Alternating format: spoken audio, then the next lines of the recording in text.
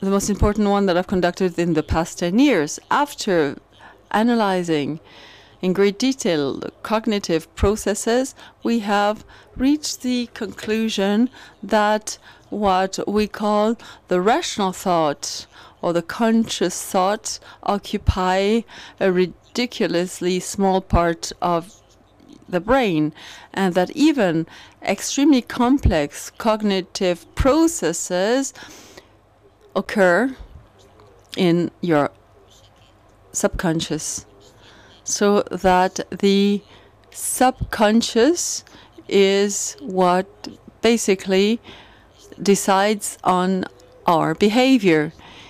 It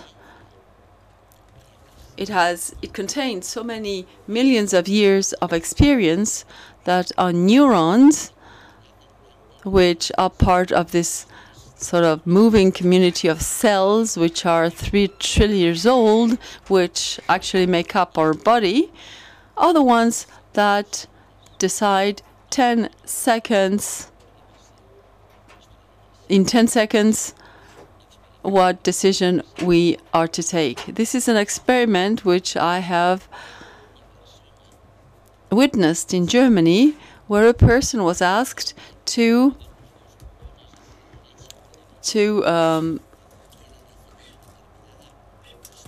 push a button whenever a decision was necessary, and simultaneously his neurons, through an image-based system, were observed to make the decision 10 seconds before. So that we are trying to do is inviting researchers and decision makers to reflect a bit more on the role that their subconscious plays, not only their rational process.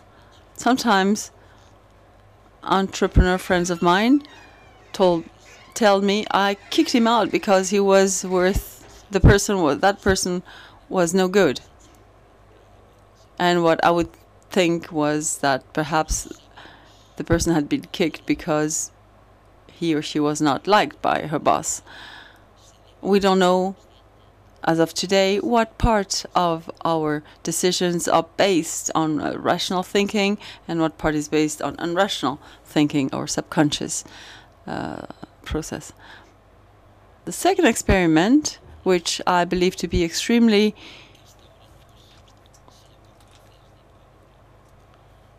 important, is the one about the plasticity of your brain. This is an experiment conducted by a British scientist, a lady, who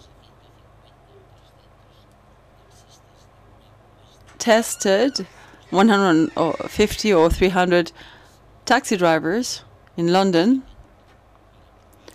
who have to pass a very complicated test to get their license. And I have lived in London for many years, and I know that at the beginning of the 70s I had to really sort of touch on the walls of my street through the fog because I couldn't see a thing.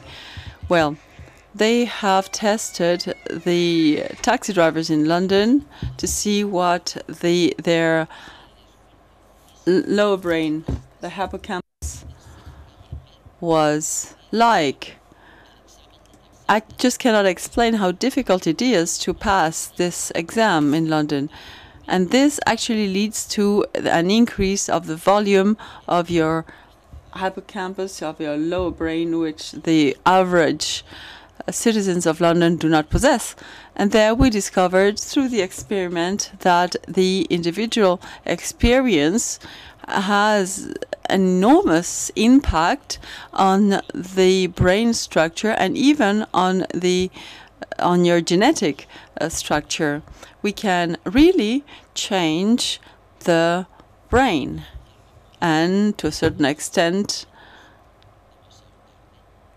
I'm learning perhaps 60 years too late that we can change the world. If I had known that in the 50s, I would not have probably joined the Communist Party at the time, which at the time I thought was the only way of changing the world. Well, as it happens, we can have an impact through our individual experience on our genetic structure.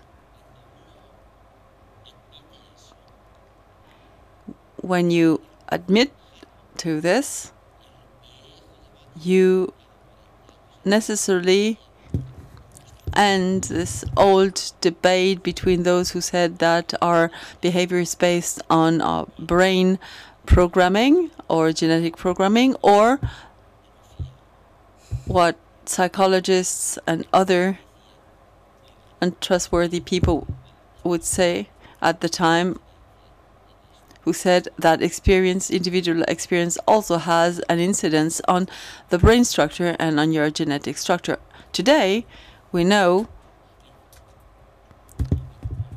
and a Swiss neurologist friend of mine says that we are programmed, it's true, but we are programmed to be unique because individual experience also bears a lot when deciding about our brain structure. And then there's something which I'd like to present to you, although I'm aware that it might be a bit late. Well, it's not too late if you think of your children and of your grandchildren, and it is about social and emotional learning, or the experiment conducted in Columbia University for 26 years on the critical window of time. If everything that I've been suggesting so far were true, when do I need to introduce that in other people's minds?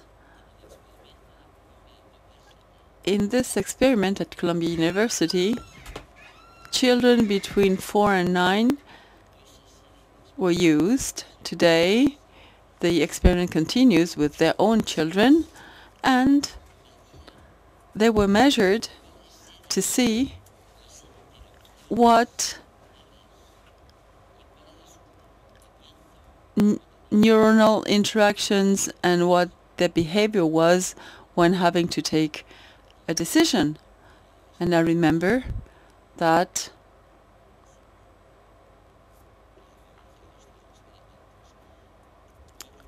Michel, the neurologist who did these experiments, and I remember that the BBC recorded these images, and some of you have probably seen them. A school teacher would tell an 8-year-old that she would put a marshmallow on a table because I have to go out, and if I come back in 15 minutes time, if you have not eaten the marshmallow, then I'll give you another one. And the first thing that we learned through the experiment was the literal brain storming that this represents for a 5-year-old, where she has to undergo this tension of trying to control her most basic instincts that would lead her to eat the marshmallow. And it is curious to see how that little girl has to turn around not to see the marshmallow to be able to resist the 15 minutes. So the first thing we discovered is something that led me once to interrupt a lady on the Rambla Catalunya who was slapping her little child. So I stopped her to to explain to her, just imagine what this means to a 5-year-old. I mean, something that you can't even imagine.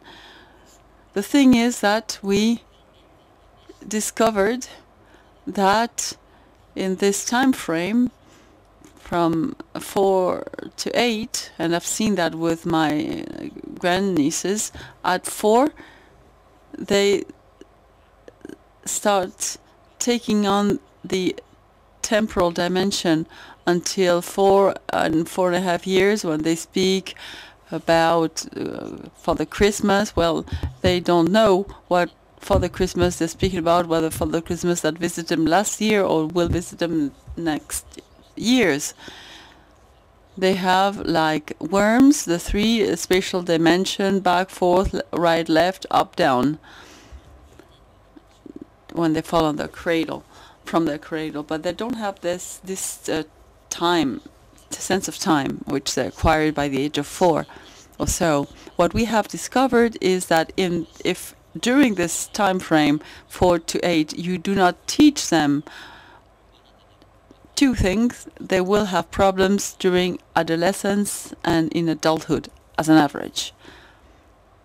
In science, we should never forget that we work on averages, and what an average may be different from what an individual